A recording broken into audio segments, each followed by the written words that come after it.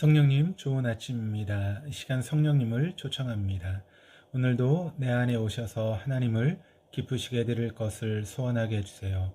오늘 말씀을 통해 구체적으로 무엇을 해야 할지를 깨닫게 해주세요. 깨달은 것을 삶 속에서 실천할 수 있도록 도와주세요. 아멘. 오늘 함께 나누실 하나님 말씀은 요한일서 5장 13절에서 21절까지 말씀입니다.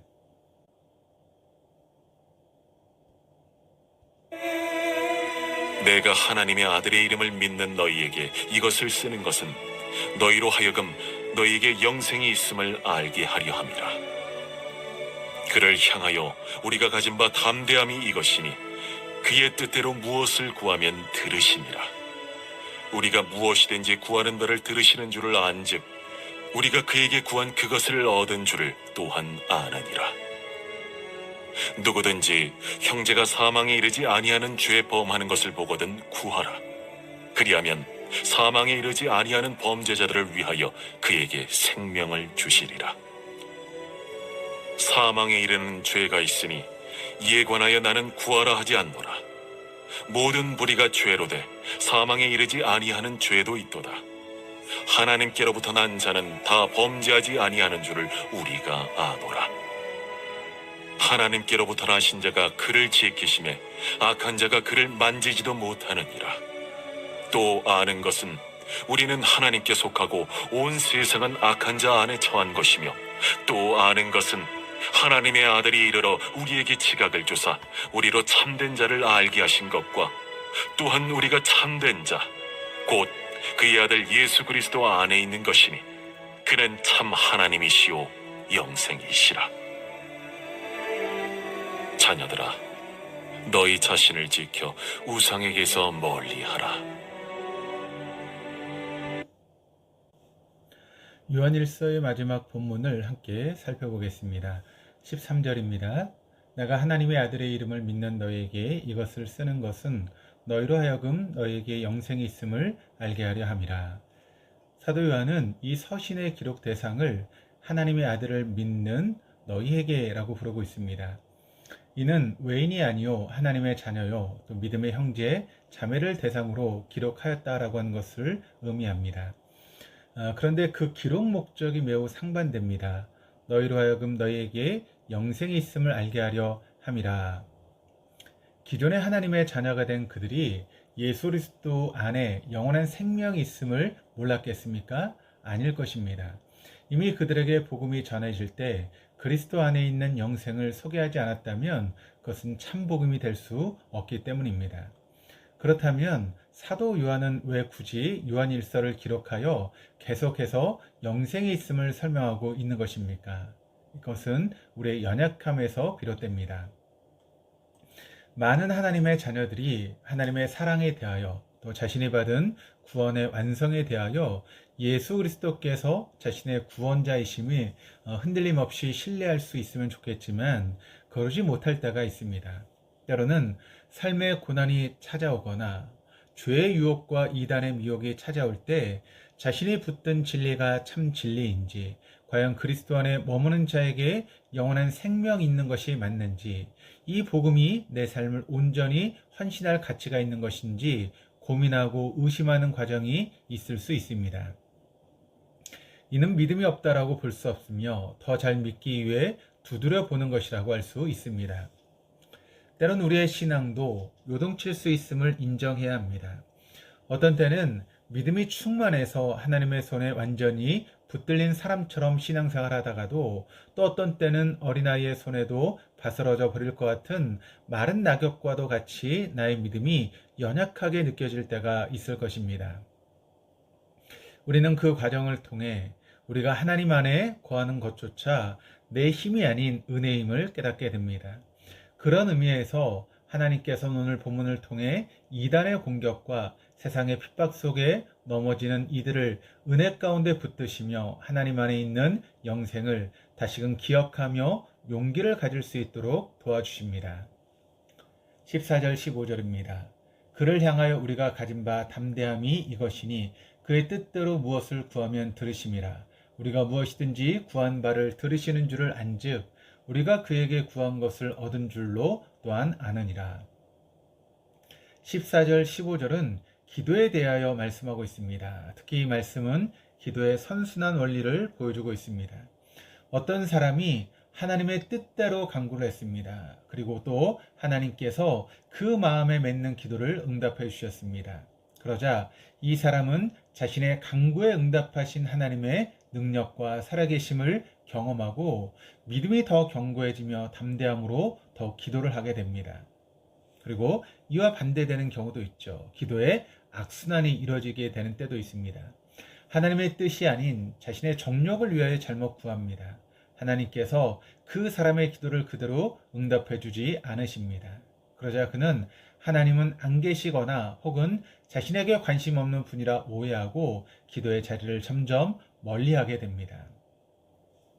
사도 요한은 하나님의 자녀에게 하나님의 뜻대로 기도하면 반드시 하나님께서 넘치도록 응답하시는 분이심을 확신하며 기도하기를 바라고 있습니다.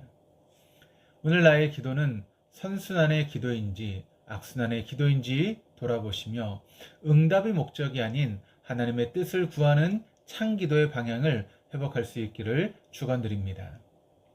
16절, 18절입니다. 누구든지 형제가 사망에 이르지 않은 죄 범하는 것을 보거든 구하라. 그리하면 사망에 이르지 아니하는 범죄자들을 위하여 그에게 생명을 주시리라. 사망에 이르는 죄가 있으니 이에 관하여 나는 구하라 하지 않노라. 모든 불의가 죄로서 사망에 이르지 아니하는 죄도 있도다. 하나님께로부터 난 자는 다 범죄하지 아니하는 줄을 우리가 아노라. 하나님께로부터 나신 자가 그를 지키심에 악한 자가 그를 만지지도 못하느니라. 본문에 형제가 사망에 이르지 아니하는 죄 범하는 것을 보거든 그를 위해 기도하라고 말씀하고 있습니다. 그러나 사망에 이른 죄를 저지른 자를 위해서는 구하라 하지 않습니다. 이 본문은 기독교 역사상 많은 혼란을 가져온 본문입니다. 왜냐하면 사망에 이르는 죄와 사망에 이르지 않는 죄가 도대체 무엇인가에 대하여 알려주고 있지 않기 때문에 여러 가지 의견들이 난무하였습니다. 여러 가지 견해가 있지만 가장 설득력을 얻는 견해는 사망에 이르는 죄를 성령회방죄로 보는 견해입니다. 성령회방죄에 대해서도 여러 가지 견해가 있지만 어거스틴은 이 죄를 최후까지 뉘우치지 않는 죄라고 정의를 내립니다. 이는 하나님께서 예수 그리스도 안에서 구원의 은혜를 베푸셨지만 끝까지 그 은혜를 받아들이지 않는 사람들을 의미합니다.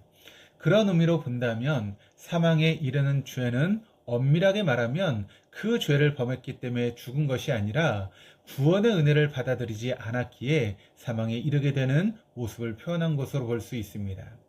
이 의견이 그나마 가장 설득력 있는 견해로 볼 수 있습니다.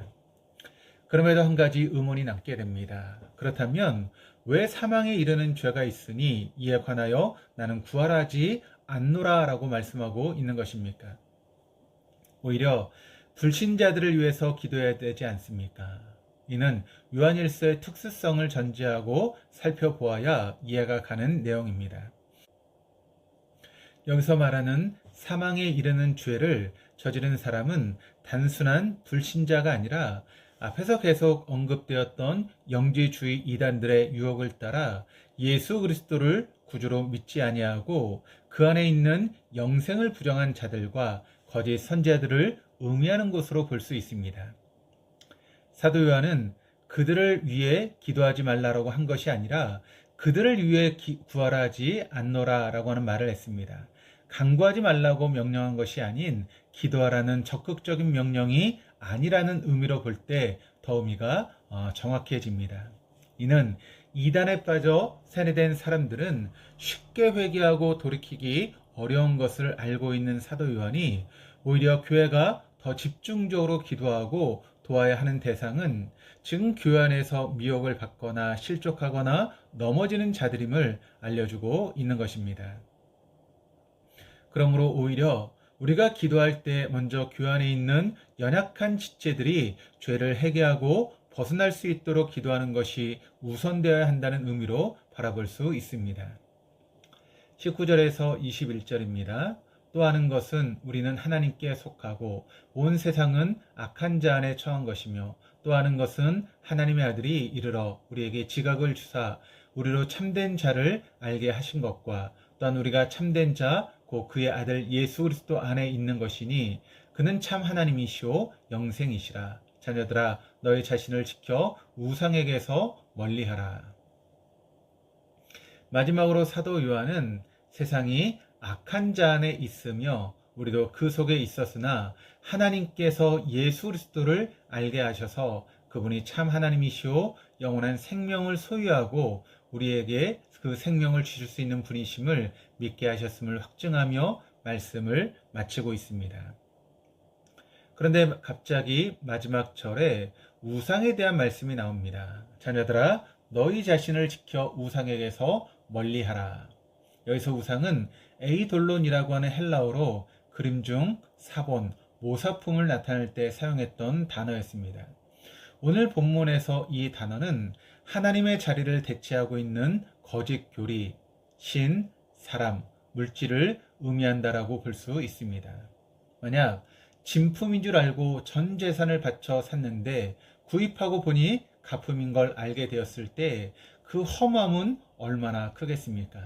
마찬가지로 하나님이 아닌 다른 그 무엇이 내 인생을 구해줄 것이라고 생각했는데 죽은 뒤의 심판의 자리에서 그것이 거짓임을 알게 되었을 때 허무함을 넘어 절망에 빠지게 될 것입니다.